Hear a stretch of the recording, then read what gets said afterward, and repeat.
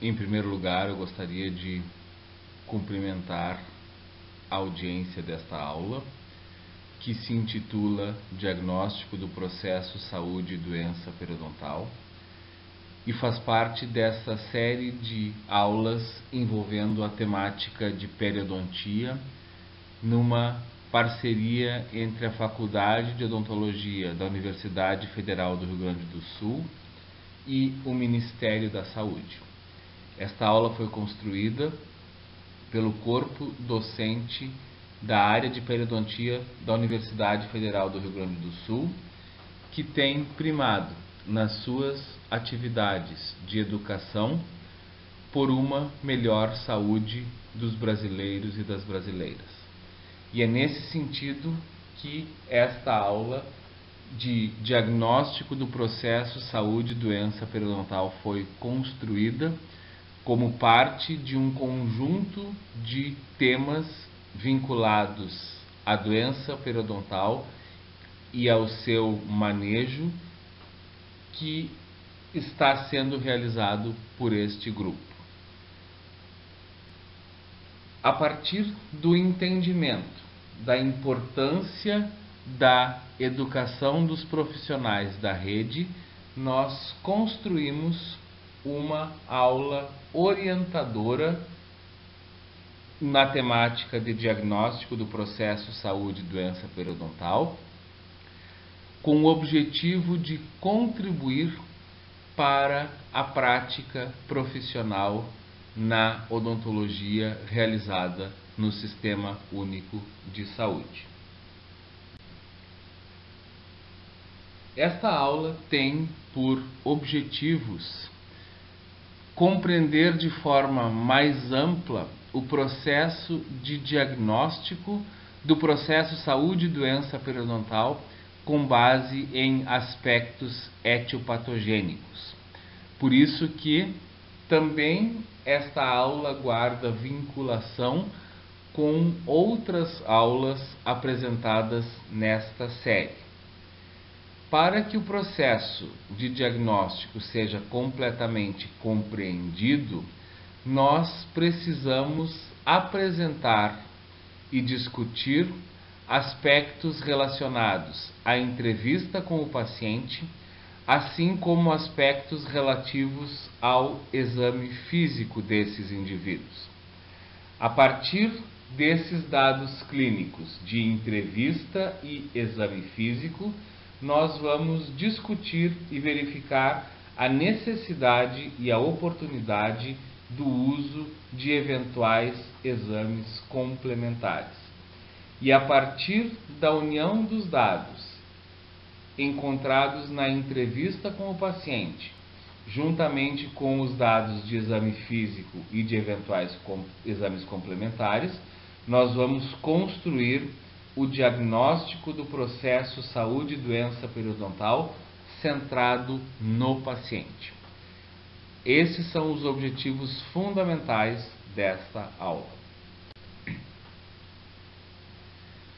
O processo de diagnóstico, ele acontece fundamentalmente a partir da consulta odontológica.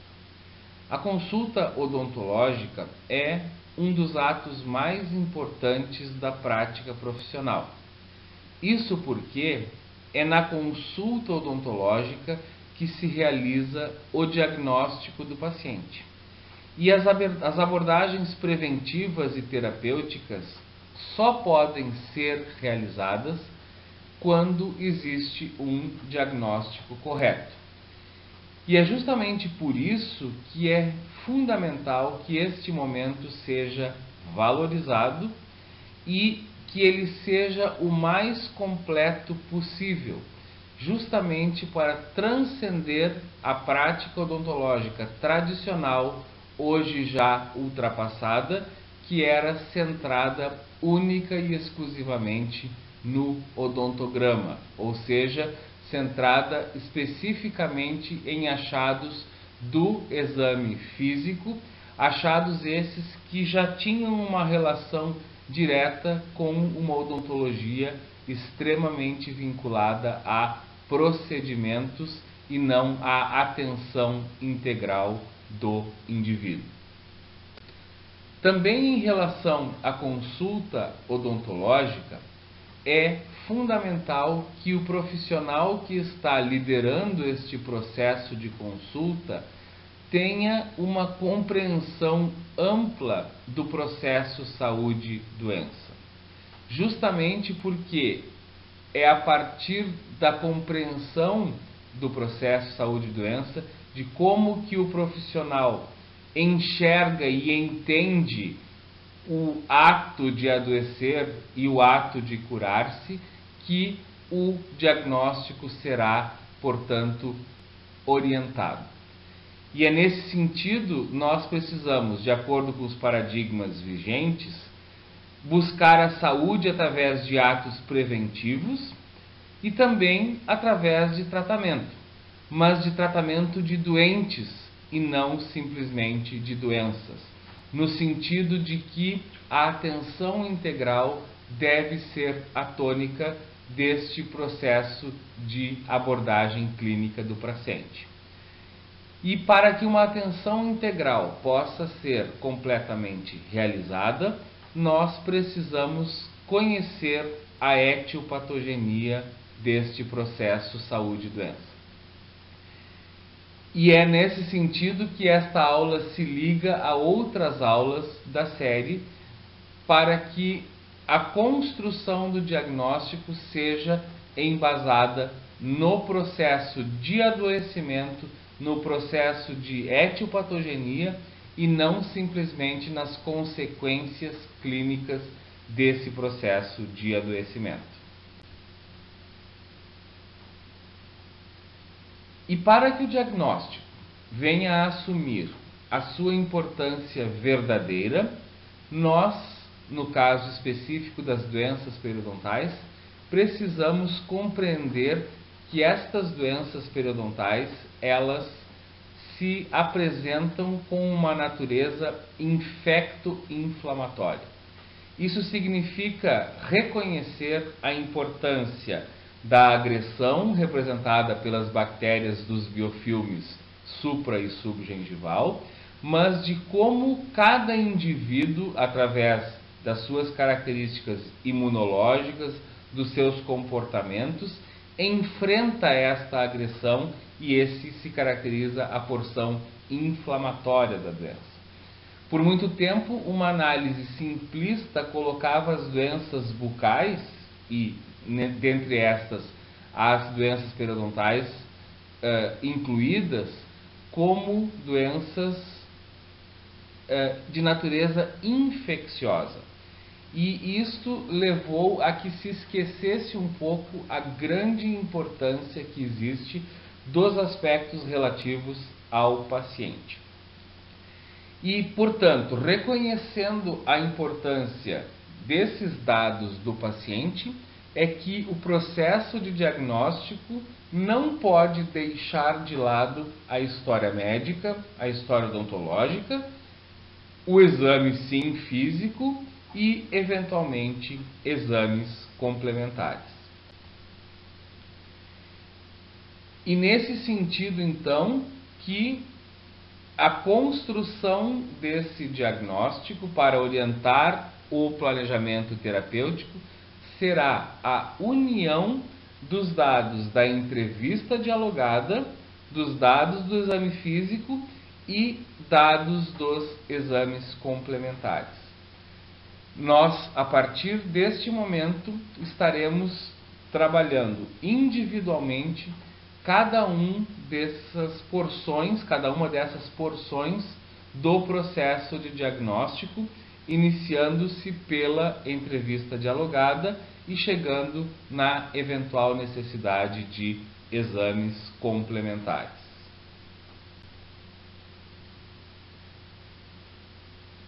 Iniciando-se então pela entrevista dialogada, é importante compreender o que significa esta parte do diagnóstico. Na verdade, a entrevista dialogada é uma maneira contemporânea de realizar a tradicional anamnese. não se trata de uma questão semântica, mas sim de como que o profissional compreende o que é efetivamente esta entrevista dialogada, um momento fundamental dentro da consulta odontológica. A diferença conceitual entre o que é uma entrevista e o que é uma tradicional anamnese é que a tradicional anamnese normalmente se baseia em roteiros fechados e não transcende a esses roteiros fechados na coleta de informações. A ideia da tradicional anamnese é coletar a maior parte de dados esses protocolares e muito mais vinculados a características que envolvem o atendimento em si do que características que envolvem o adoecimento como uma das partes importantes. Nessa entrevista dialogada, semelhantemente ao que ocorre em muitas das consultas em outras áreas da saúde, o paciente necessita tomar uma postura ativa e não simplesmente passiva, respondendo sequencialmente aquelas tradicionais perguntas, o que gera inclusive um sucessivo número de nãos, entre aspas, o que é potencialmente incorreto no contexto da coleta de informações. Semelhantemente às consultas médicas e de outras profissões da saúde, a entrevista dialogada pode ter um roteiro, mas prioritariamente ela deve ser de texto livre, permitindo que o profissional consiga depreender de cada assunto perguntado a maior parte das informações possíveis. Essa entrevista dialogada também é uma oportunidade de conhecimento mútuo entre o profissional e o paciente, e isso gera um atendimento mais humanizado, o que é hoje fundamental nas práticas de saúde. Sendo um momento que independe da presença de equipamento odontológico, é recomendado que a entrevista dialogada seja realizada em um ambiente diverso da cadeira odontológica. Caso seja necessário ou não haja esse espaço adicional, pode-se utilizar a cadeira odontológica, entretanto, não em posição de atendimento, e o profissional também não ainda preparado com todos os seus equipamentos de proteção individual, para que a ambiência da área facilite a conversa, facilite que as informações sejam mais claramente dadas por este paciente que não está se sentindo numa posição de inferioridade, o que é comum na situação de cadeira. É também fundamental que se lembre que a linguagem de trabalho, linguagem de comunicação, deve estar de acordo com as características socioculturais do entrevistado, fazendo com que o mesmo possa, da melhor maneira possível, compreender as indagações que lhe estão sendo feitas. Deve-se, portanto, evitar jargões técnicos que são muitas vezes dificultadores do processo de comunicação e impedidores de uma boa entrevista. A entrevista dialogada, que deve ser o mais completa possível, necessita obrigatoriamente incluir alguns dos pontos que relacionaremos a seguir. Ela se inicia com o acolhimento, depois da conferência de dados sociodemográficos, passando pela queixa principal, pelo histórico médico, pela história socioodontológica e finalizando-se com hábitos relacionados à saúde bucal deste indivíduo.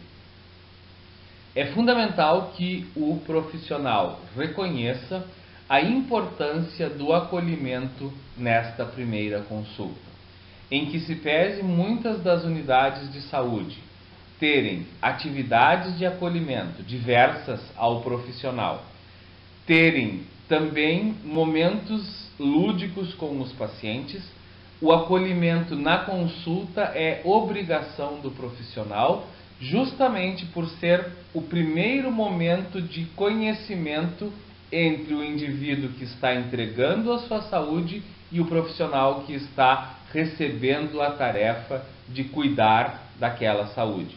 É a construção da identidade entre o cuidador e o cuidado que inicia-se neste processo de entrevista dialogada. E é por isso que uma relação profissional é extremamente importante neste momento. Além do aspecto de acolhimento, que envolve a apresentação mútua, é imprescindível que haja a conferência de dados sociodemográficos, incluindo gênero, idade, profissão, número de filhos e outras informações que o profissional, desde o acolhimento, julgar serem importantes para aquele paciente em especial. É óbvio que os prontuários desses indivíduos normalmente já têm estas informações, entretanto, muitas vezes estas informações contidas nos prontuários são eminentemente documentais e a oportunidade de acrescentar dados em todos esses aspectos no momento da entrevista não pode ser perdida.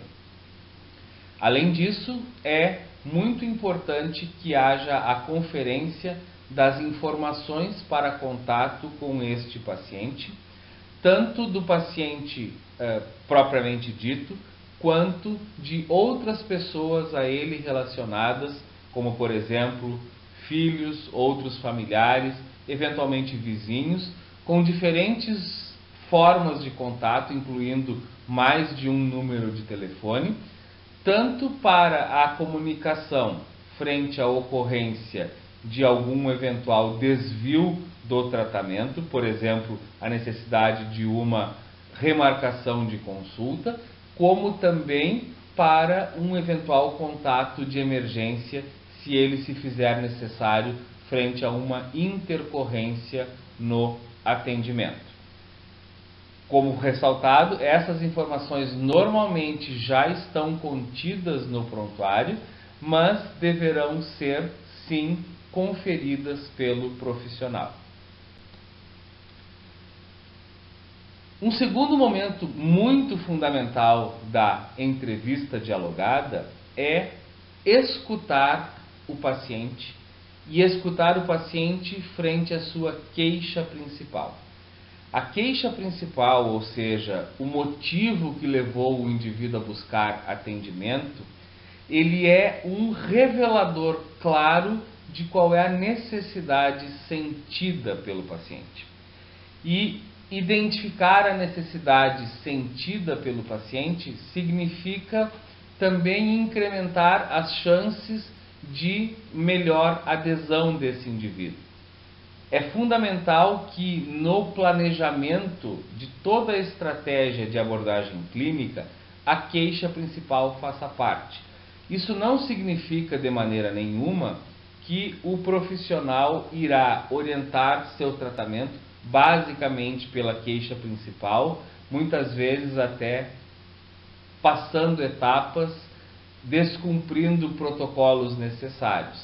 Mas é sempre lembrando na orientação da estratégia de abordagem que a queixa principal precisa ser resolvida dentro das possibilidades do atendimento clínico e o mais breve possível, fazendo com que haja uma maior possibilidade, uma maior chance de engajamento deste paciente que entende que tem a sua queixa atendida ou, pelo menos, planejado o seu atendimento, o que faz com que ele compreenda que a sua necessidade está sendo priorizada. Também muito fundamental neste processo de entrevista é o histórico médico. Por muito tempo, na tradicional anamnese, basicamente o histórico médico era tudo o que se perguntava. Na verdade, continua tendo capital importância, e aqui nós temos exemplos de situações de alergias, de doenças crônicas, de doenças infecto-contagiosas, de alterações metabólicas, de alterações hormonais, de problemas cardiovasculares, tratamentos médicos, uso de medicações. Tudo isso é fundamental.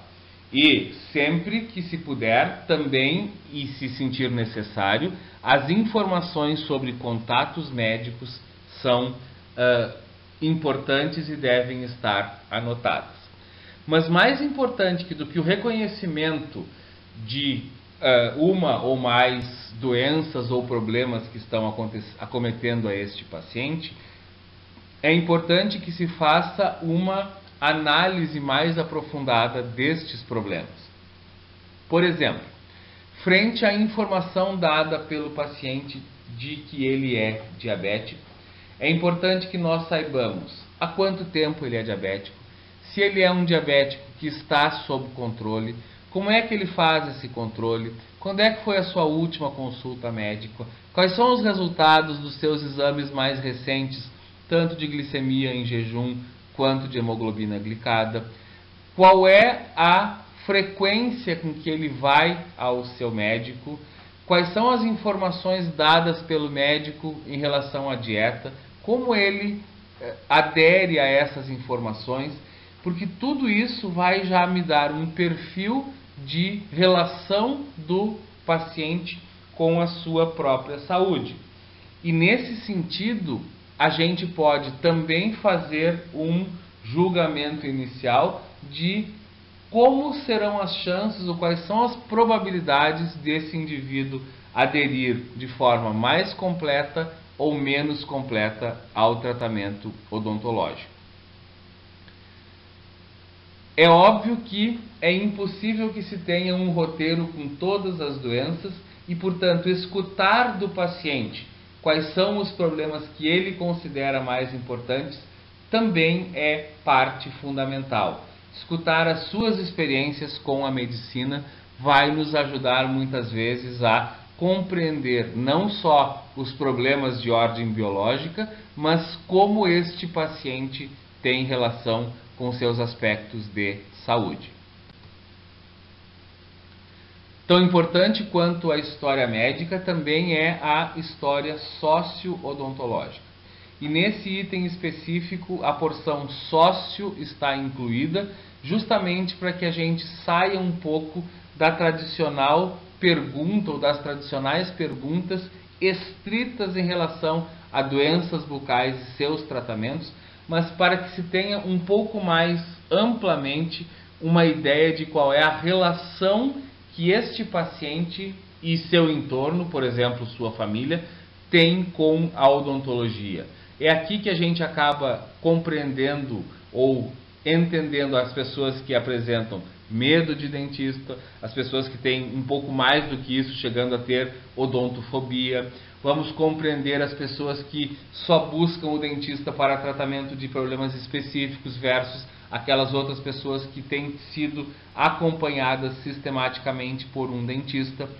Saber como esse indivíduo tem tido a regularidade com o profissional da odontologia, e fundamental é saber qual é a experiência na última consulta odontológica, ou seja, quando ela foi, o que você foi fazer, qual é o resultado desta consulta, para que a gente possa também compreender um pouco de como este indivíduo e seu entorno se relacionam com a profissão. Além disso, obviamente, nós precisamos ter uma noção de necessidade percebida e de avaliação deste paciente sobre a sua saúde, perguntando genericamente para ele como ele avalia sua situação de saúde e estética bucais. Isso, obviamente, para que não haja em momentos precoces ou mesmo em momentos posteriores a criação de necessidades, especialmente estéticas, neste paciente por parte do dentista. A estética, que é uma necessidade sentida importante, ela pertence exclusivamente ao paciente e o profissional só deve trabalhar com necessidades estéticas se elas existirem e se elas advirem deste indivíduo que procurou atendimento. Complementando os dados de história sociodontológica, existem hábitos relacionados à saúde bucal que não podem ser deixados de lado no contexto do diagnóstico do paciente. Em que se pese ser o tabagismo um hábito muito relacionado à saúde geral e provavelmente ele acabar vindo também no histórico médico, nós precisamos reconhecer nos hábitos relacionados à saúde bucal a experiência e a exposição deste indivíduo ao cigarro, para que se tenha uma ideia de se ele fuma ou não, há quanto tempo ele fuma, e também nesse sentido já captarmos informações a respeito de como é que ele avalia esse hábito, se ele tem vontade de pará-lo, porque diferentes terapias poderão ser utilizadas tanto no contexto da sua unidade de saúde quanto do próprio atendimento odontológico para que haja a cessação de fumo. A gente sabe hoje em dia que a cessação do fumo é um dos aspectos fundamentais da saúde do indivíduo como um todo, incluindo a saúde bucal e com efeitos específicos na saúde periodontal. Também é importante que nós reconheçamos nesse paciente os seus hábitos de consumo de bebidas alcoólicas, para que se tenha uma ideia também um pouco do perfil desse indivíduo, mas nós temos que ter muito cuidado em depreendermos as informações de hábitos de higiene bucal, especialmente porque nestas perguntas muitas respostas, entre aspas, automáticas são dadas. Por exemplo, muitos indivíduos dizem que escovam os dentes 3 vezes ao dia, não sendo necessariamente essa a realidade, mas sim sendo a resposta padrão que ele sempre aprendeu.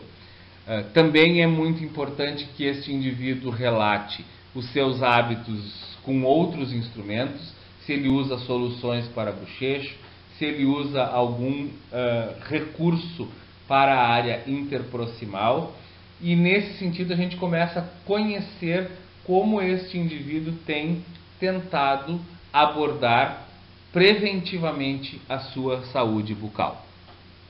Além desses hábitos mais tradicionalmente vinculados à saúde, é importante que se pergunte a esse indivíduo sobre algum hábito parafuncional, tanto hábitos de roer unhas, de morder objetos, como também importante saber se há relato de pessoas que são do seu convívio próximo de ranger de dentes durante a noite, porque isso nos ajudará no processo de diagnóstico ampliado deste indivíduo. Terminada a entrevista dialogada, é possível fazer uma ideia geral de perfil do paciente e inclusive até de qual seria o indicador de diagnóstico desse indivíduo.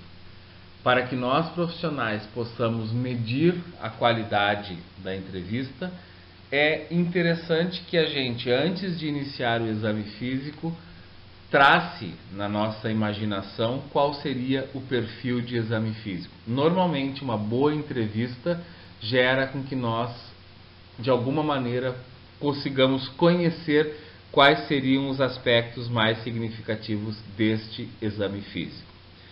O exame físico, sim, é algo extremamente importante e tem por objetivo identificar os elementos clínicos que estejam relacionados com o processo etiopatogênico. E é por isso que é importante que a gente não pense no exame físico somente nas consequências da doença, mas sim também em todos aqueles aspectos que levaram ao adoecimento.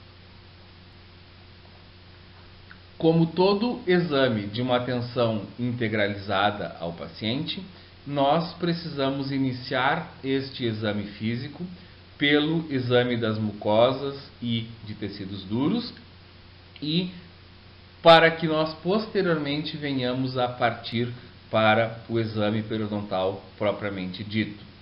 O exame das mucosas, ele é de extrema valia porque ele permite a identificação de lesões que fogem da normalidade, inclusive chegando ao diagnóstico de lesões cancerizáveis e até mesmo de câncer bucal. É lícito que a gente diga que um bom exame de mucosas pode salvar vidas, na medida em que ele pode ser um instrumento de diagnóstico precoce de lesões potencialmente fatais, como, por exemplo, o câncer bucal. Partindo-se especificamente para o exame físico periodontal, remeter-se ao processo etiopatogênico é fundamental. As duas doenças mais prevalentes que nós temos na área de periodontia são as gengivites e as periodontites. As gengivites estão vinculadas à presença constante de um biofilme supragengival e as periodontites são a resposta que o organismo dá à presença de um biofilme subgengival. E nesse contexto, nós teremos que dividir o exame físico em aspectos ou em descritores relacionados ao biofilme supragengival e descritores relacionados ao biofilme subgengival, justamente porque nós temos a possibilidade de termos dois aspectos ou duas doenças acontecendo concomitantemente, com algumas interações, mas com também um tanto de independência, conforme nós trabalharemos mais ao final dessa aula, quando da construção do diagnóstico. Para a realização deste exame físico periodontal, é fundamental que a mesa clínica contemple, obviamente, o odontoscópio, o espelho bucal, a pinça clínica, mas além do odontoscópio e da pinça clínica, nós precisamos incluir a sonda periodontal milimetrada. A sonda periodontal milimetrada não é um instrumento de periodontista, mas é um instrumento de profissionais da odontologia que se preocupam com saúde integral do paciente. E conforme está observado nesta fotografia, a sonda periodontal com uma outra ponta de sonda exploradora clínica pode ser uma alternativa, mas é fundamental que não só se tenha a sonda periodontal no instrumental de diagnóstico em odontologia, como que ela seja efetivamente utilizada. Para o diagnóstico das lesões de Furca, existe a necessidade de utilização de sondas curvas, como por exemplo a sonda de Neighbors que está colocada neste slide. No contexto de descritores relacionados ao biofilme supragengival, nós precisamos trabalhar com índices que revelem o hábito, que revelem a capacidade e que revelem o histórico de controle do biofilme supragengival. E nesse contexto, a utilização do índice de placa visível, do índice de sangramento gengival e da determinação de fatores retentivos de placa é uma alternativa interessante para se ter uma noção básica de como acontece o controle do biofilme supragengival por parte do paciente, unindo esta informação com a informação previamente dada por ele a respeito dos seus hábitos relacionados à saúde bucal. O índice de placa visível é um dos índices de placa que existe e ele tem sido utilizado porque ele demonstra a presença e a distribuição do biofilme supragengival que é clinicamente visível a partir da secagem com um jato de ar. E na verdade ele é um índice que tem a ver com aquele momento específico de consulta e ele normalmente nos dá a ideia de capacidade de controle do biofilme por parte do paciente. Isso porque a maior parte dos indivíduos tem por hábito realizar uma boa higiene bucal, talvez próximo da melhor que ele consiga realizar, antes de apresentar-se para uma consulta odontológica. Entretanto, a simples distribuição da placa não demonstra como é que esta distribuição tem sido realizada ao longo do tempo.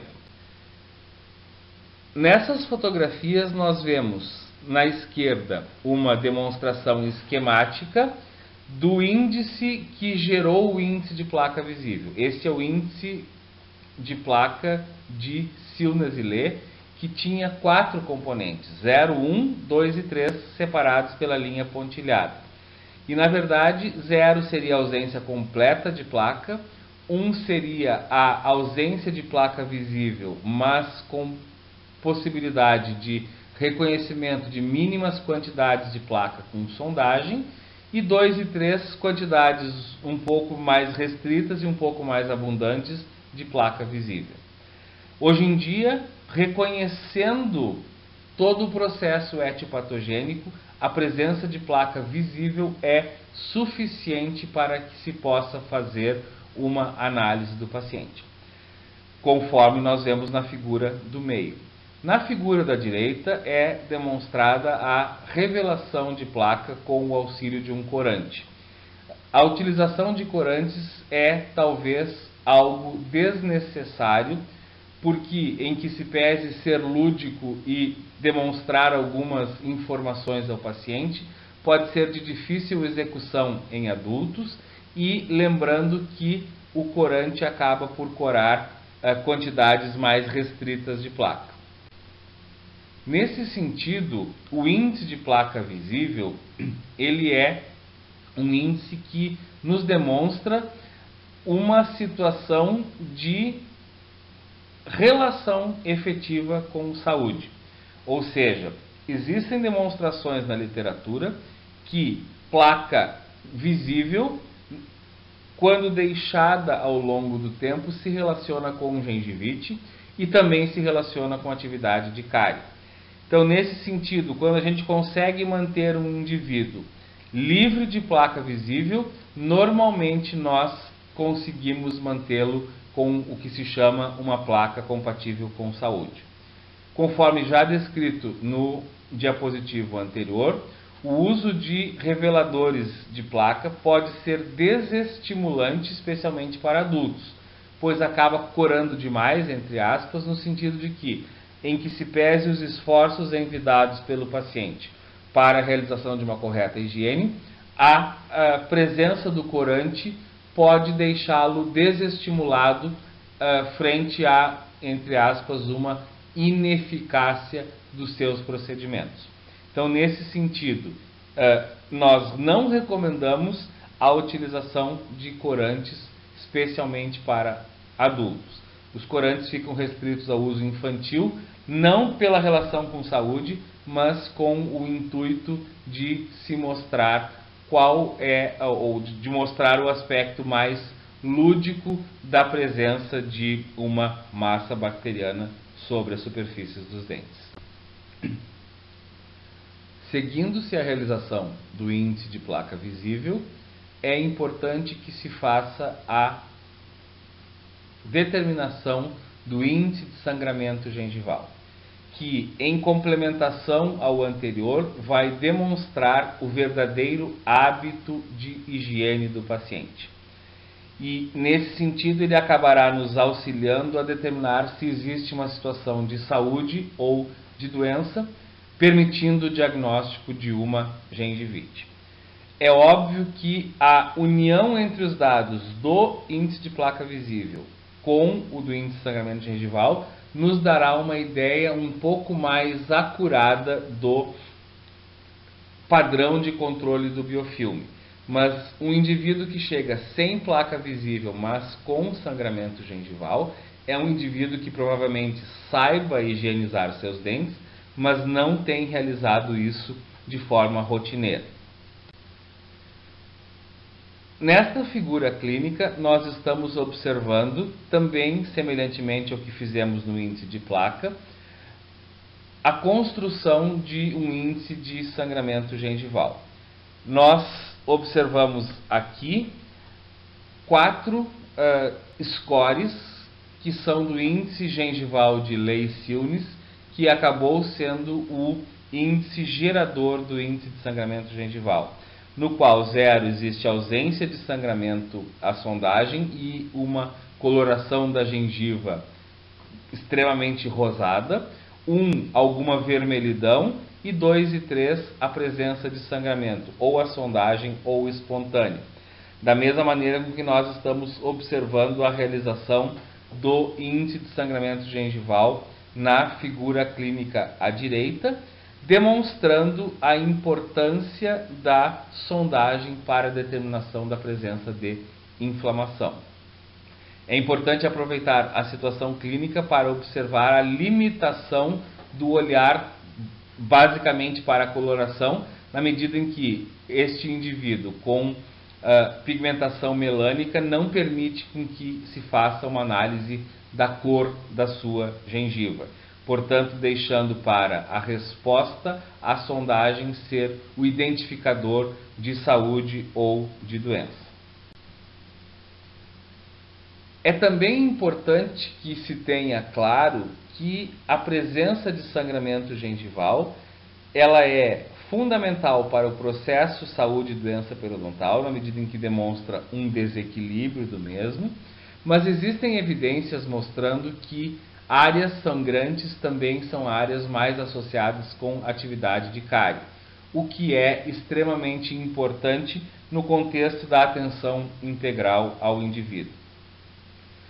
Também, por outro lado, é importante que se ressalte que o índice de sangramento gengival pode, em algumas situações, ficar minimizado em fumantes, o que deve ser um motivo de consideração na construção do diagnóstico, ou seja, quando de indivíduos fumantes, especialmente os fumantes expostos a maiores quantidades de cigarro, os chamados fumantes pesados, talvez seja mais significativo ou mais adequado que se analise com um pouco mais de ênfase a presença da placa visível, na medida em que este sangramento gengival pudesse eventualmente estar mascarado pelo hábito do fumo. Também, além da presença de placa e a resposta que o organismo dá a este biofilme, nós precisamos ter uma noção de o quão difícil é para este paciente remover esta placa pela presença de fatores retentivos desse biofilme. E o cálculo dental, cavidades cariosas, restaurações ou próteses mal adaptadas, defeituosas, a presença de restos radiculares, de aumentos de volume gengival extensos ou de outros fatores, como aparatos ortodônticos, pode ser um fator que facilite a retenção de biofilme. E essa facilitação de retenção de biofilme vai também ser muitas vezes um dificultador do controle da limpeza por parte do paciente. E é nesse sentido que determinar a presença de fatores retentivos de placa e também como a resposta acontece a esses fatores retentivos é fundamental. Isso também nos ajudará a planejar o que será realizado em termos terapêuticos, na medida em que a remoção dos fatores retentivos de placa é uma das partes afeitas ao profissional no contexto do tratamento das gengivites. Nesta figura, ou nessas 3 figuras mais especificamente, nós estamos observando esquematicamente a presença do cálculo E da mesma forma com que em momentos anteriores existe a importância de que nós observemos mínimas quantidades de cálculo, e também se este cálculo é um cálculo mais vinculado à área supragengival ou subgengival, assim como se observa naquele dente 36 deste paciente, a presença de uma restauração de amálgama mal adaptada ou de cálculo em área lingual de sextante 5, ou seja, na face lingual de incisivos inferiores, como fatores que dificultam a correta higiene por parte do paciente e que será mandatório que sejam removidos para que o paciente possa realizar os seus autocuidados e, portanto, tratar-se deste problema que é a gengivite. É também importante que a gente tenha claro que estes fatores retentivos de placa não fazem parte da etiologia das gengivites por si sós, mas eles permitem o maior acúmulo de biofilme supra, que sim é o agente etiológico. E fundamentalmente eles dificultam que o paciente faça um adequado controle desse biofilme, a remoção rotineira desse biofilme pela sua presença. Então, em que se pese eles não fazerem parte da etiologia, eles estão muito relacionados ao histórico que o indivíduo tem, especialmente o cálculo demonstrando que por um período de tempo, que não se pode ser determinado, houve um acúmulo contínuo de biofilme que acabou mineralizando e gerando aquele cálculo dental. Ou em situações outras de que tratamentos odontológicos ou mesmo as doenças bucais geraram áreas que vão dificultar que este paciente faça a correta remoção do biofilme. E com a união do índice de placa visível, do índice de sangramento gengival e dos fatores retentivos de placa, nós temos um claro panorama, tanto de como o paciente faz o seu controle de placa, como, aliando-os aos dados obtidos na entrevista, qual será a nossa estratégia para atingirmos um controle do biofilme supragengival que seja compatível com a saúde, ou seja, com a ausência de sangramento gengival neste paciente. O exame físico periodontal será complementado pelos descritores relacionados ao biofilme subgengival. E é importante que se tenha claro que esses descritores devem ser avaliados na perspectiva de qual é o seu significado no processo de adoecimento, não simplesmente como as consequências do processo de adoecimento, mas sim qual o seu papel em todo o contexto e o que eles significarão, tanto para o diagnóstico quanto para as abordagens terapêuticas.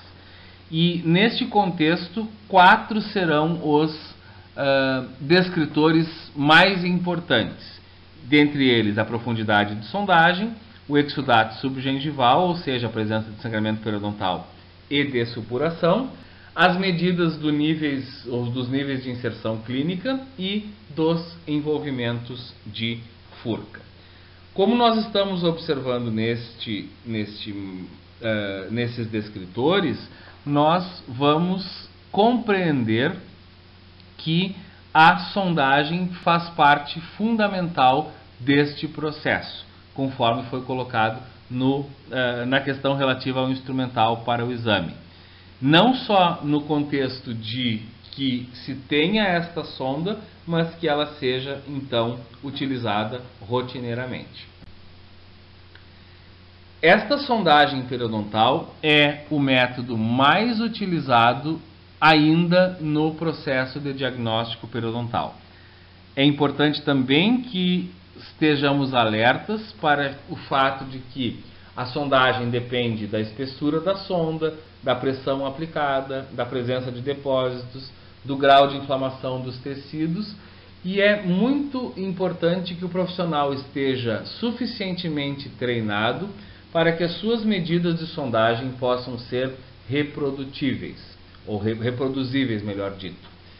No sentido de que a força utilizada seja uma pressão constante, tanto nas análises diagnósticas quanto nas análises de acompanhamento desses indivíduos, evitando o viés da falta de calibragem deste processo de sondagem.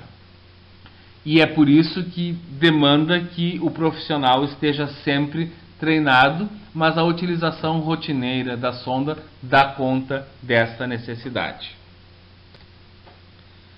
O primeiro descritor que se avalia através da sondagem da área subgengival é a profundidade de sondagem. A profundidade de sondagem é a distância entre a porção mais apical sondável e a margem gengival. E é muito importante que se tenha claro que ela não é um critério de diagnóstico por si só. Por muitos anos, a odontologia se preocupou com profundidades de sondagem maior do que X milímetros. E, na verdade, isto era uma milimetrização da saúde e uma milimetrização da doença, o que é potencialmente inadequado, como vamos ver a seguir. O que é importante que se saiba é que a presença de maiores ou menores profundidades de sondagem são relacionadas com a presença de mais ou menos inflamação. E claro, no aspecto do tratamento subgengival, quanto mais profunda for uma bolsa, mais chance ela tem de ser mais difícil, mais demorada de ser clinicamente abordada.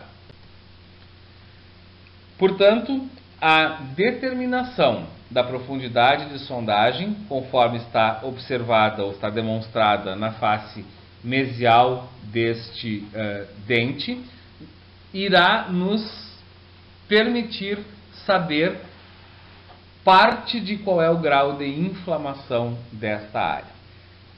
Como veremos a seguir também, ao retirarmos a sonda, vamos aproveitar o momento para observarmos a presença de exudato subgengival. Mas, para determinar a profundidade de sondagem, é importante que se conheça as diferentes milimetragens das sondas, especialmente da sonda que nós estamos utilizando. Então, conhecer esta milimetragem da sonda é de capital importância. As sondas mais comuns utilizadas no Brasil são as sondas com marcação do tipo Williams, que marcam 1, 2 e 3 milímetros, tem um intervalo, não marcam o 4, marcam 5, tem um intervalo, não marcam o 6 e marcam 7, 8, 9 e 10. Esses dois intervalos nos milímetros 4 e 6 têm por objetivo facilitar a identificação por parte do profissional de quantos milímetros houve a entrada da sonda naquela área crevicular. Muito cuidado para não utilizarmos pressão excessiva, e a pressão determinada como pressão ideal seria uma pressão de 25 newtons, que é basicamente semelhante à pressão de quando nós colocamos a sonda entre a unha e o dedo, gerando algum nível inicial de isquemia, obviamente não gerando dor.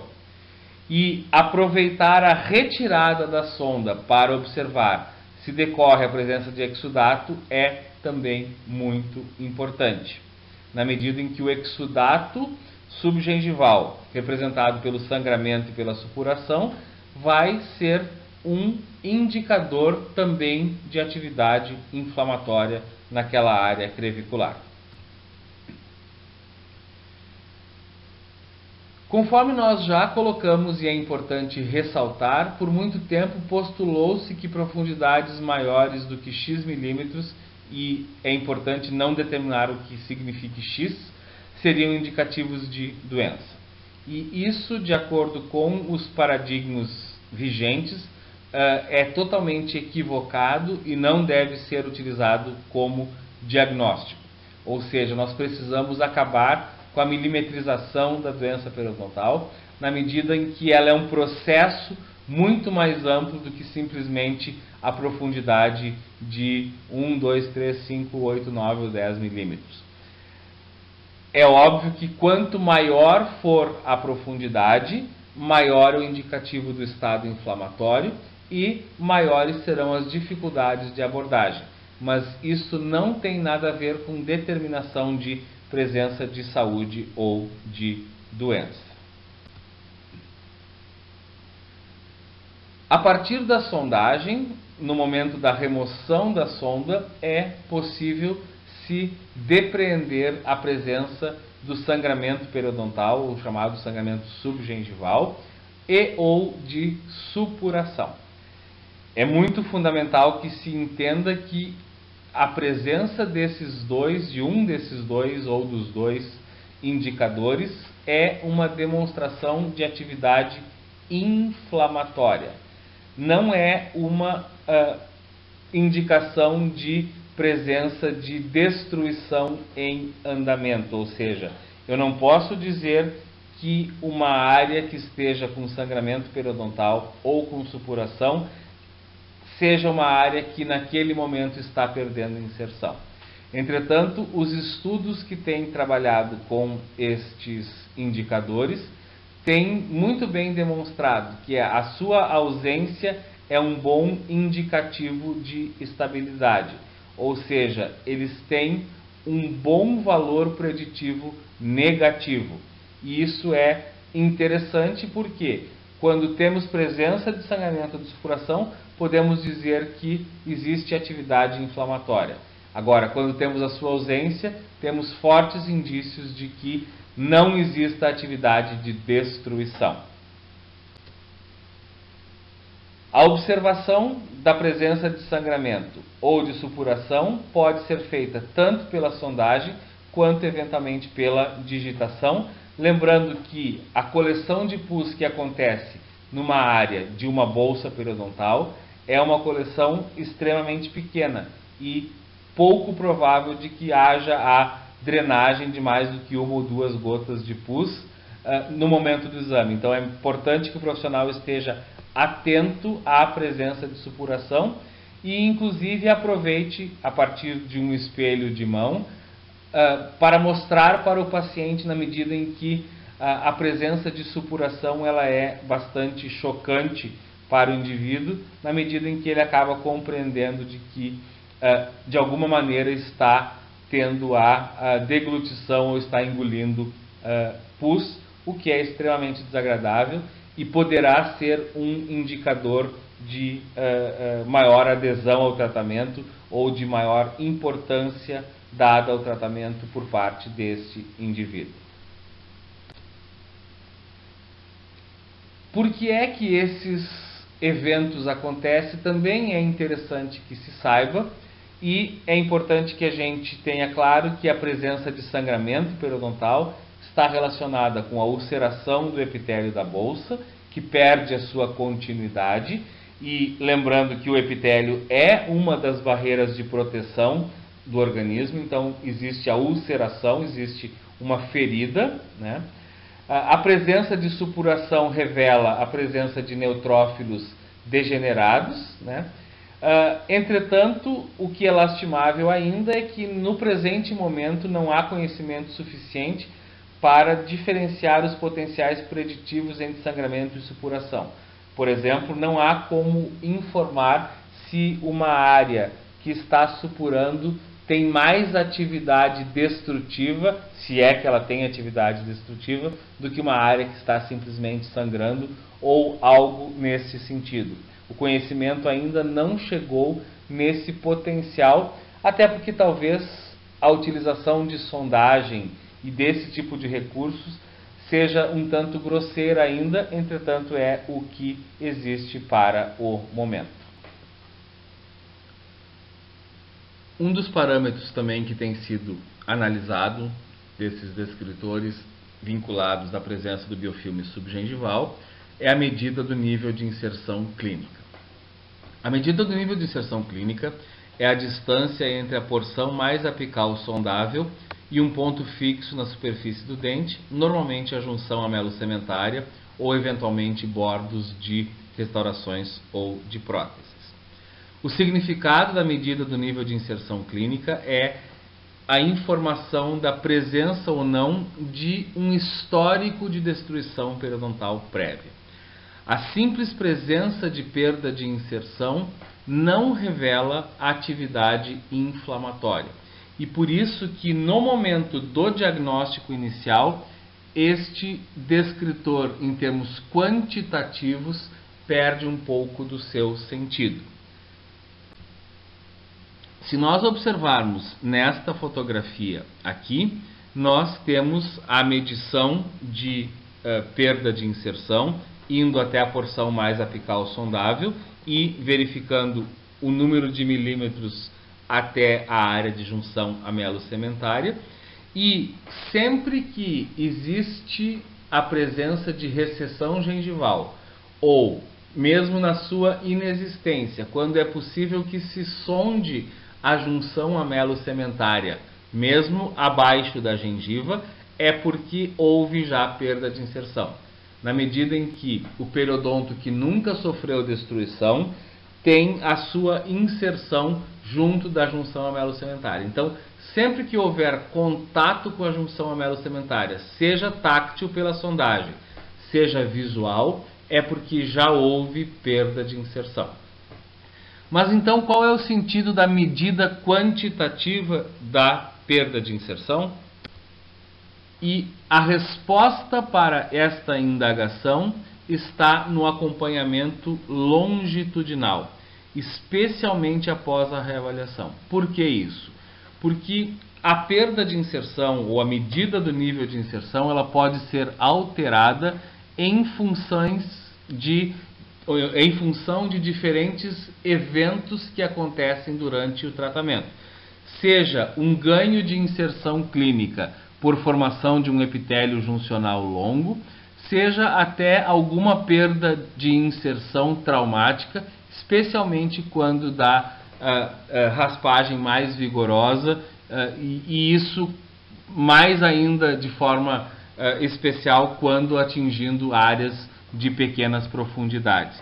Então, o que acontece é que, ao pensarmos na perda de inserção gerada pelo tratamento, ela poderia ser um confundidor de avaliação longitudinal. Por isso que a medida do nível de inserção clínica, ela assume a sua importância verdadeira após a reavaliação. Entretanto, a quantidade de perda de inserção revela a gravidade da doença, mas o dado isolado muito pouco nos diz.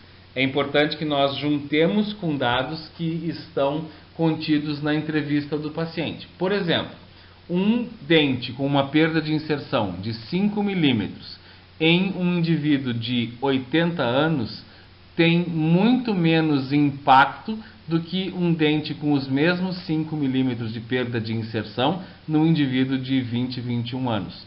Ou seja, a relação entre perda de inserção com idade do paciente pode nos dar, de alguma maneira, uma ideia de velocidade de destruição. Mas a perda de inserção por si só vai me dar uma ideia de gravidade da doença, ou seja, se é uma doença leve, moderada ou grave no contexto individual daquele paciente. Uma área que assume especial importância são os envolvimentos de áreas de furcas, que são áreas interradiculares, onde o acesso ao tratamento pode ser um pouco mais dificultado, e por isso que esta série de aulas terá um componente especial vinculado ao diagnóstico e tratamento das lesões de furca. Nesse sentido, nesta abordagem, rapidamente nós incluiremos a informação de que o exame da área interradicular se faz com a chamada sonda de Neighbors, que nós demonstramos no instrumental para o exame, e que está presente quando da destruição periodontal em periodontites de moderada a avançada. Obviamente que a exposição da furca depende do tamanho do tronco radicular.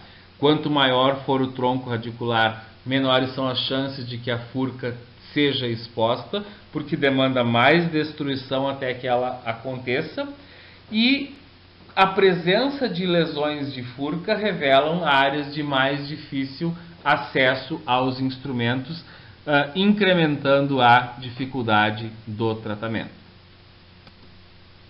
As furcas têm sido classificadas especialmente de acordo com o seu grau de destruição horizontal.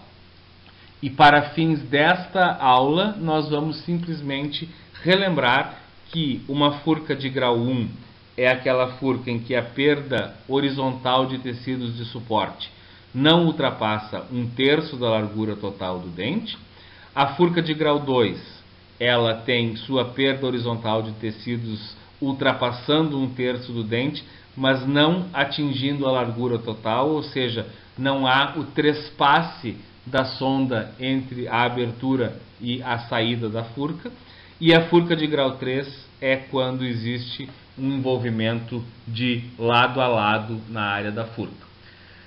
A presença de lesões mais ou menos severas, mais ou menos graves, de grau 1, grau 2 e grau 3, revelará não só a dificuldade de acesso, mas também orientará alguns procedimentos terapêuticos a serem propostos, o que, conforme já dito anteriormente, é objeto de uma aula específica desta série.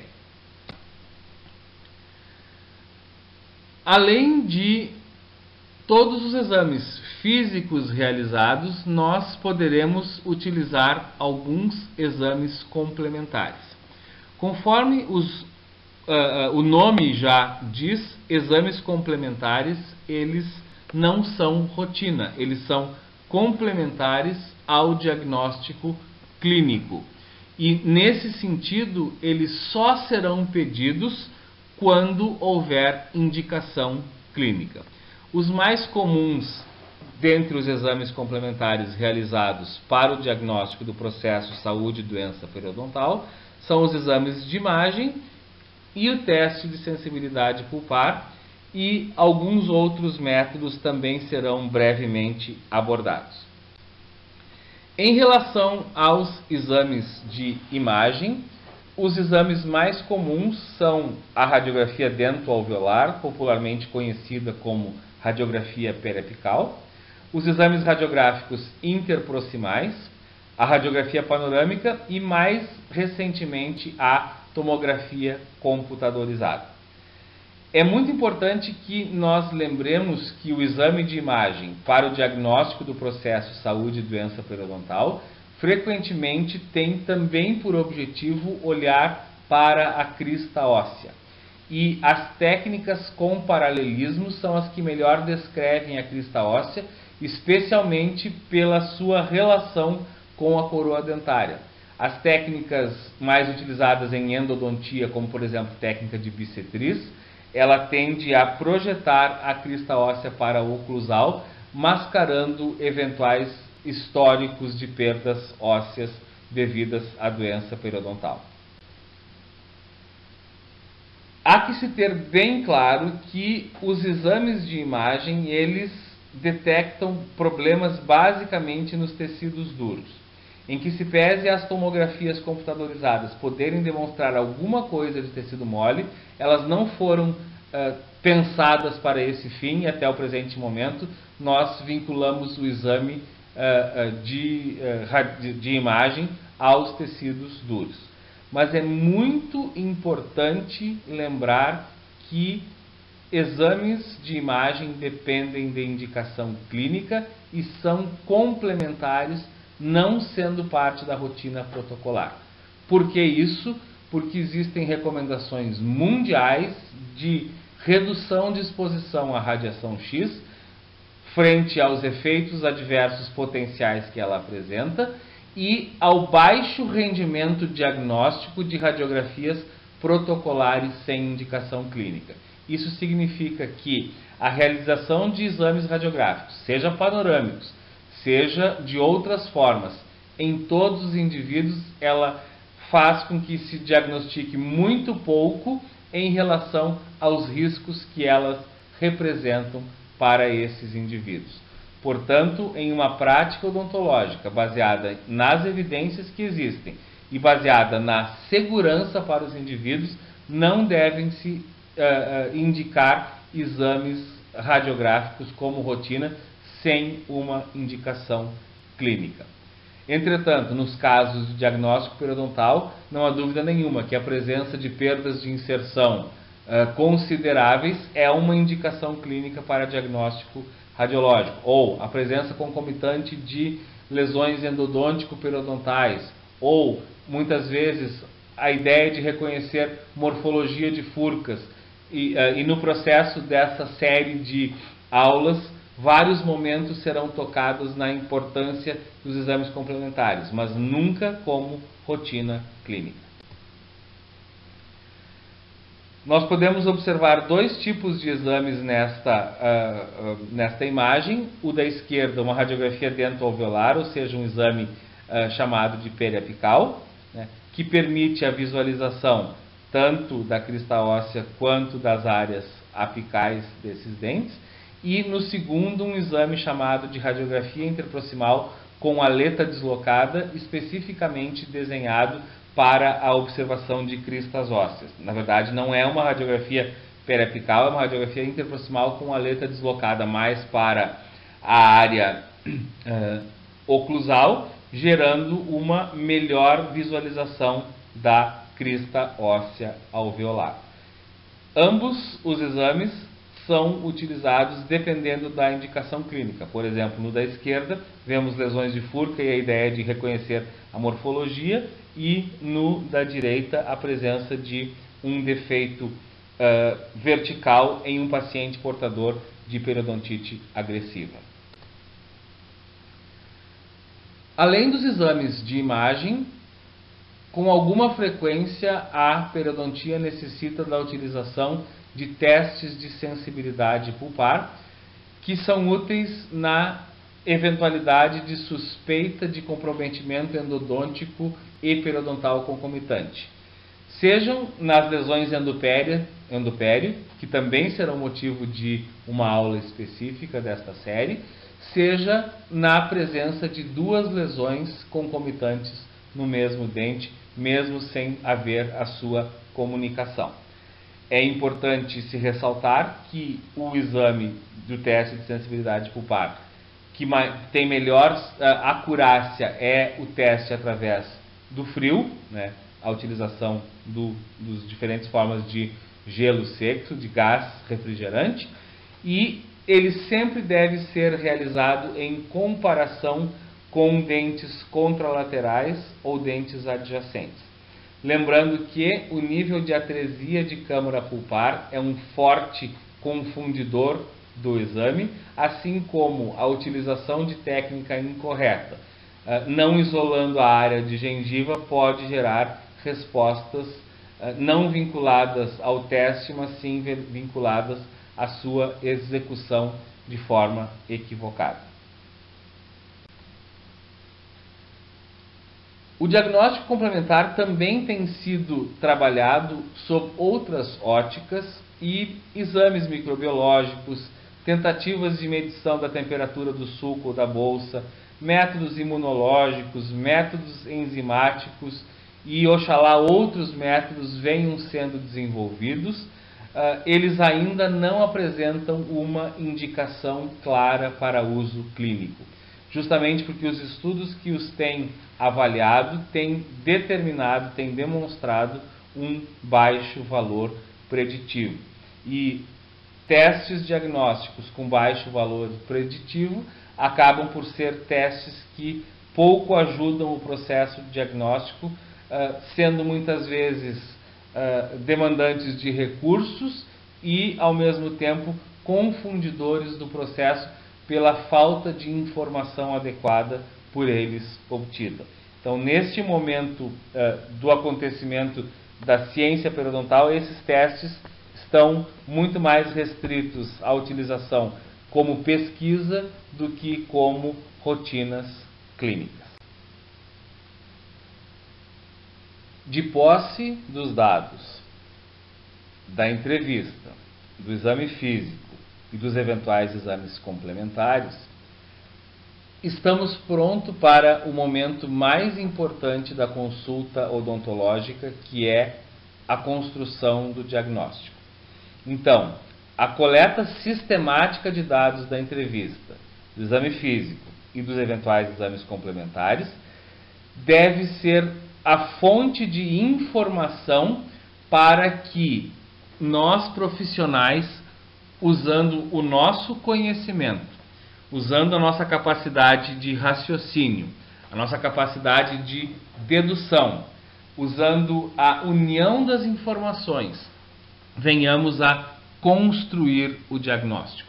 A construção do diagnóstico é uma arte e justamente por isso que até hoje nós não temos um programa de computador que faça esse tipo de diagnóstico ampliado em periodontia. Por quê? Nós precisamos unir várias situações, incluindo percepções profissionais a respeito desse paciente. Neste contexto, nós temos que pensar no diagnóstico das afecções mais comuns que acometem o periodonto, ou seja, gengivites e periodontites.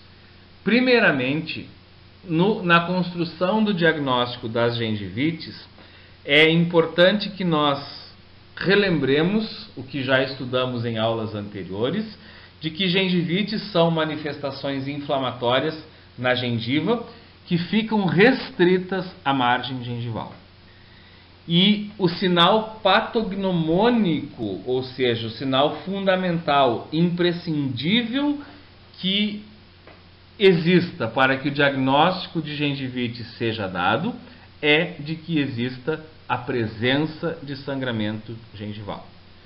Bom, além desta questão, sabedores de que a manifestação de gengivite ela é restrita ao periodonto marginal, nós temos que ter a clara noção de que não há perda de inserção relacionada às gengivites.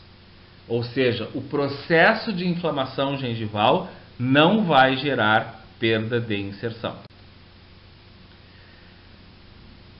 Se nós pensarmos nos descritores etiológicos que trabalhamos relacionados ao biofilme supragengival, é importante que a gente lembre que o fundamental é ter sangramento gengival. Agora, a presença de placa visível ou de fatores retentivos de placa, ela pode ou não estar presente.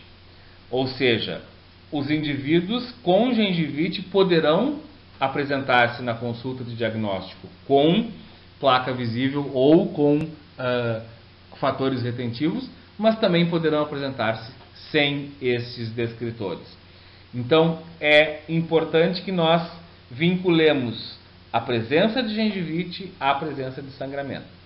Também é interessante reconhecer que indivíduos que apresentam gengivite poderão apresentar halitose, e isso tanto determinado pelo profissional em termos de exame físico, quanto relatado pelo paciente, seja na queixa principal, seja naquele momento em que ele faz uma avaliação de sua saúde e de sua estética.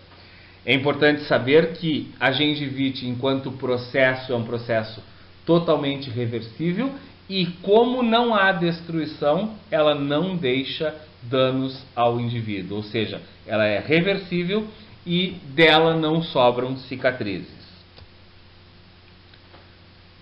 Entretanto, não se pode deixar de lembrar que a ausência de perda de inserção na gengivite está vinculada a não haver perda de inserção relacionada àquele processo. Mas um indivíduo pode ter perda de inserção prévia, né, que não esteja relacionada àquele momento de exame. Ou ele pode ter perda de inserção pelo fato de que ele também tem uma periodontite, porque gengivite e periodontite são doenças diferentes, e isso nós veremos ao final dessa aula na construção final do diagnóstico. Mas é importante que a presença de perda de inserção como histórico não seja um descartador de um diagnóstico de gengivite. Até porque um indivíduo que teve perda de inserção, por exemplo, foi tratado, foi bem tratado, teve a resolução do seu processo, mas por alguma razão comportamental, em uma semana teve algumas dificuldades de realização de higiene e voltar a ter uma gengivite, em que se pese ter as cicatrizes da periodontite tratada, tem naquele momento somente uma gengivite. E é importante que se tenha claro, no contexto do diagnóstico ampliado, que podem haver modificadores sistêmicos e locais que foram depreendidos na entrevista e que podem e devem fazer parte do nosso diagnóstico, uma vez que eles podem fazer parte da etiologia. Por exemplo, a presença de um medicamento, uma gengivite, que está relacionado com um aumento de volume gengival, gerando uma dificuldade de controle de placa pela presença da medicação antihipertensiva, como por exemplo a nifedipina. Ou também existem gengivites não relacionadas ao biofilme, como por exemplo as gengivoestomatite herpéticas ou eventuais gengivite fúngicas. Ou seja, nós precisamos ter todo o leque de processos patológicos claros para que a gente construa de forma mais adequada esse diagnóstico.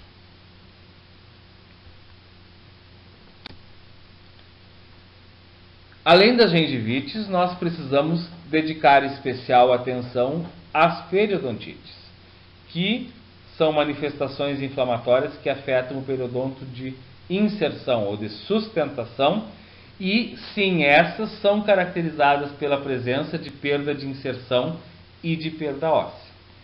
Para que a gente tenha o efetivo diagnóstico de uma periodontite, nós precisamos ter a presença concomitante de perda de inserção com exudato subgengival. Ou seja, existe a perda de inserção, mas a área está subgengivalmente inflamada ou com sangramento periodontal ou com supuração. Do contrário, a simples presença de perda de inserção pode me revelar, sem a presença de sangramento periodontal ou de supuração, pode me revelar um histórico anterior de perda não vinculado ao momento em tela. Também no diagnóstico das periodontites, semelhantemente ao que se faz no diagnóstico das gengivites, devem ser considerados alguns determinantes sistêmicos que foram aferidos na entrevista. No caso específico das doenças periodontais destrutivas, o hábito do fumo e a presença de diabetes e como essa diabetes está sendo controlada devem ser investigados a fundo na medida em que são os dois principais fatores de risco reconhecidos para a destruição periodontal. Então, a modificação pelo fumo e pelo diabetes são fatores reconhecidamente importantes, tanto no diagnóstico quanto o serão também no processo de abordagem clínica terapêutica para esses indivíduos, na medida em que cessar o hábito do fumo e que controlar a diabetes são medidas que potencialmente contribuirão de forma positiva para um bom resultado do tratamento periodontal.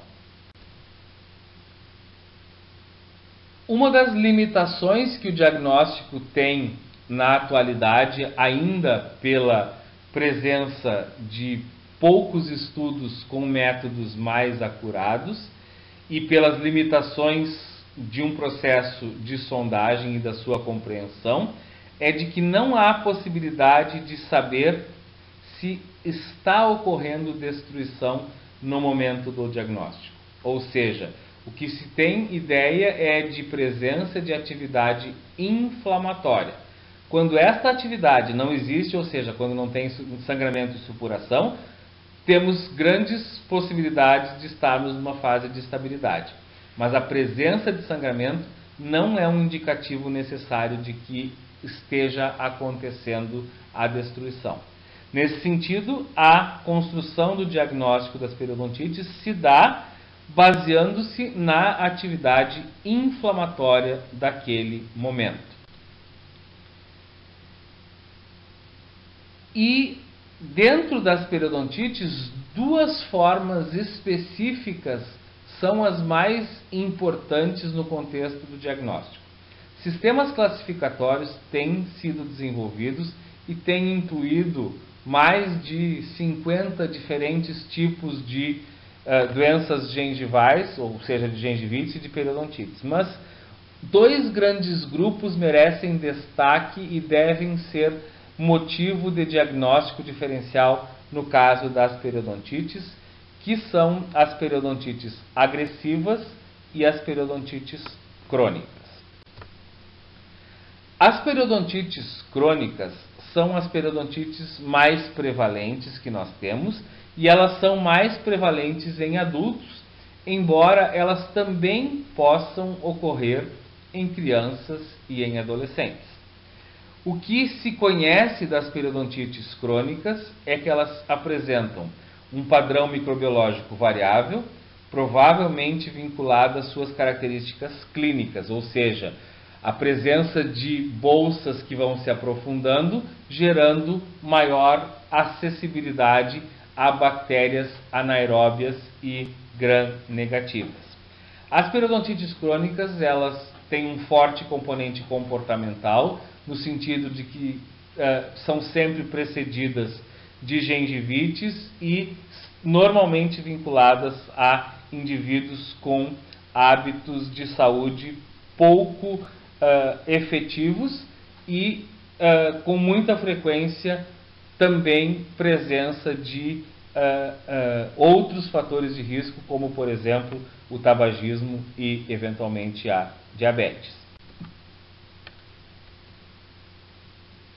As periodontites crônicas podem gerar, além do processo inflamatório, né, assim como as periodontites agressivas têm essa condição, de gerar migração dentária e a presença de mudança de posição dentária em idade adulta, com muita frequência é relacionada à presença de periodontites crônicas.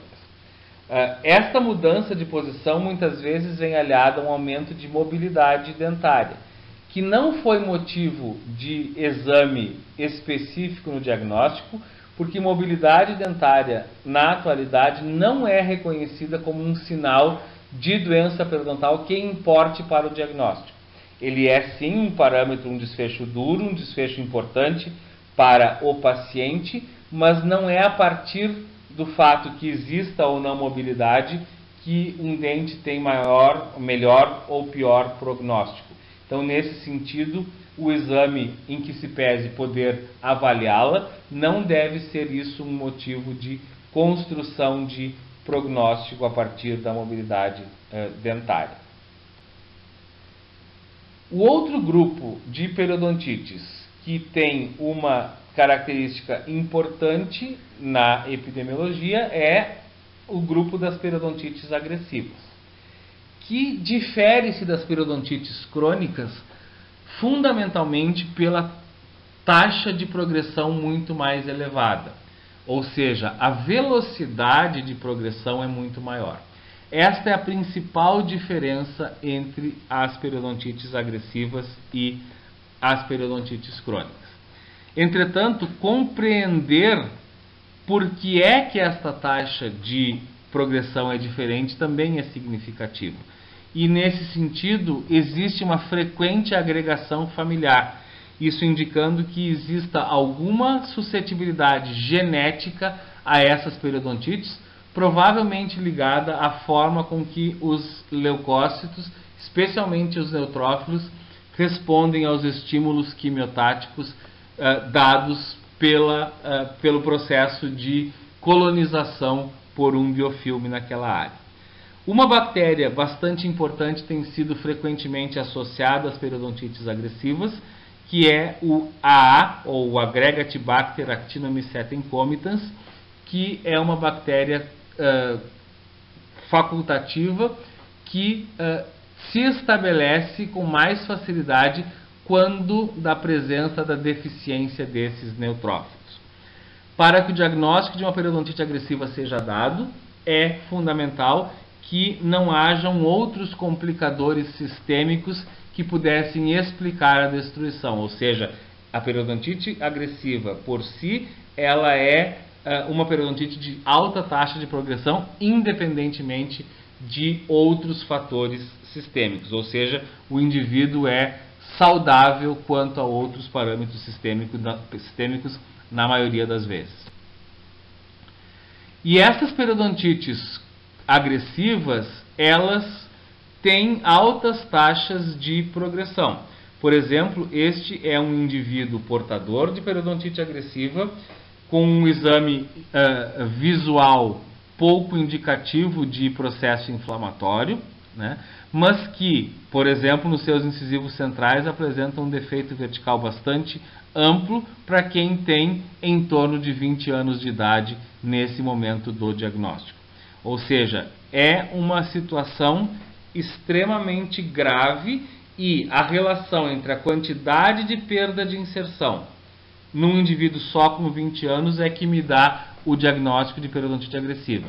A busca por informações familiares também revela outros indivíduos da família também afetados pelo problema, o que corrobora as características da doença.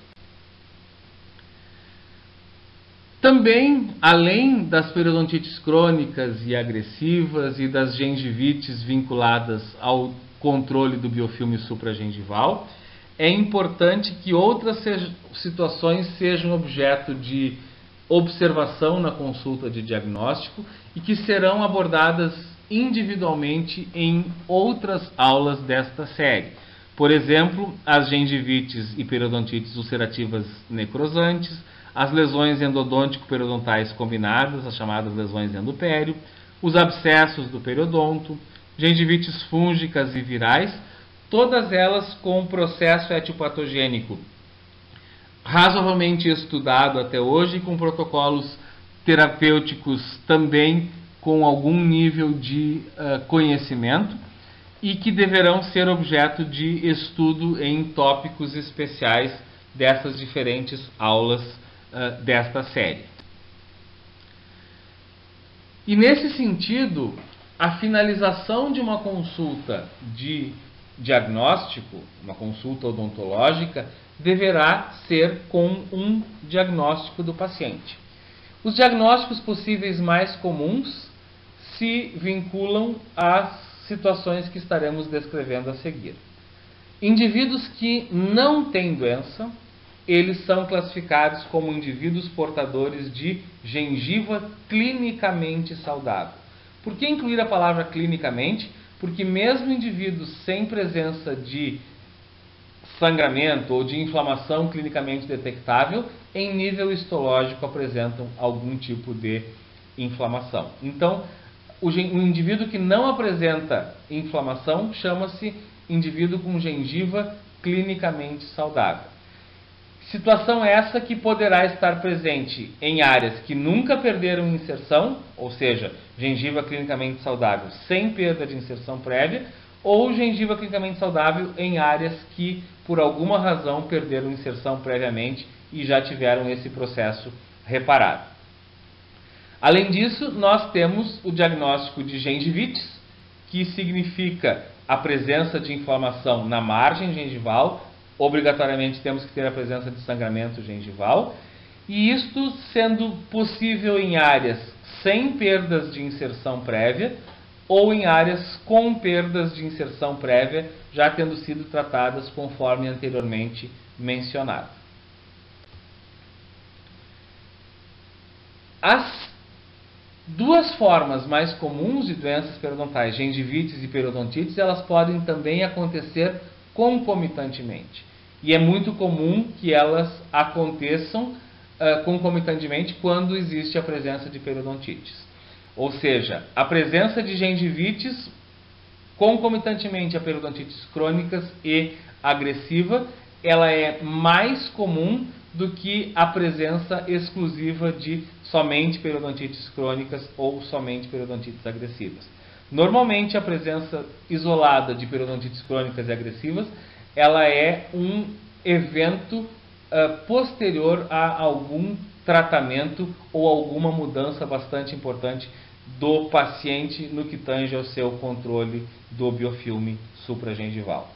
E esses 8 típicos diagnósticos são, dentre os possíveis, os mais comuns, e todos eles podem ser acrescidos de informações relevantes relativas à entrevista, relativas a hábitos do paciente, para que este processo de diagnóstico não seja simplesmente a nominação de uma entidade patológica, mas seja um orientador para o processo de planejamento do tratamento, que certamente é uma das fases também fundamentais após esse momento tão especial que é o momento da atribuição do diagnóstico ao paciente.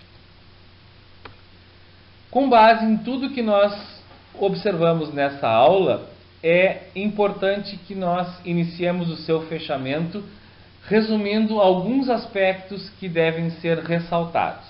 Primeiro, a fundamental importância, a capital importância da consulta inicial como porta de entrada para o tratamento, ou seja, o acolhimento, a entrevista, o exame físico, os eventuais exames complementares, sendo unidos para que este tratamento que será realizado possa contemplar toda essa questão mais proximamente atingindo a integralidade em saúde. Também é importante que o conhecimento da etiopatogenia esteja sempre revigorado para que o processo de diagnóstico transcenda ao simples exame físico.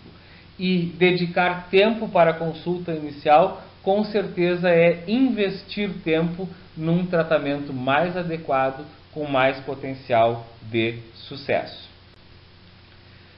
Também é importante que se tenha claro que gengivites e periodontites podem acontecer concomitantemente e o diagnóstico diferencial dessa concomitância somente será dado após o tratamento da gengivite. Ou seja, este diagnóstico todo realizado vai nos levar a um planejamento de tratamento que será dividido em fases, vinculando a primeira fase ao controle do biofilme supragengival e, num segundo momento, a atenção à área subgengival. Todas as informações obtidas nesta aula estão atingíveis no livro Periodontia Laboratorial e Clínica, no capítulo Diagnóstico do Processo Saúde e Doença Periodontal. Este capítulo é do livro da série Odontologia Essencial Parte Clínica, que foi desenvolvida pela Associação Brasileira de Ensino Odontológico e para a qual os professores da Universidade Federal do Rio Grande do Sul, autores desta aula, tiveram a honra de terem sido os professores convidados para serem a referência em atenção periodontal no ensino odontológico brasileiro. Esperamos que esta aula contribua para que o diagnóstico do processo de saúde e doença periodontal esteja adequado aos paradigmas vigentes, que ele seja cada vez mais ampliado, gerando uma saúde mais adequada para os indivíduos que procurarem pela atenção odontológica no nosso país. Muito obrigado e, eventualmente existindo dúvidas, a possibilidade de contato com os professores de periodontia da Universidade Federal do Rio Grande do Sul.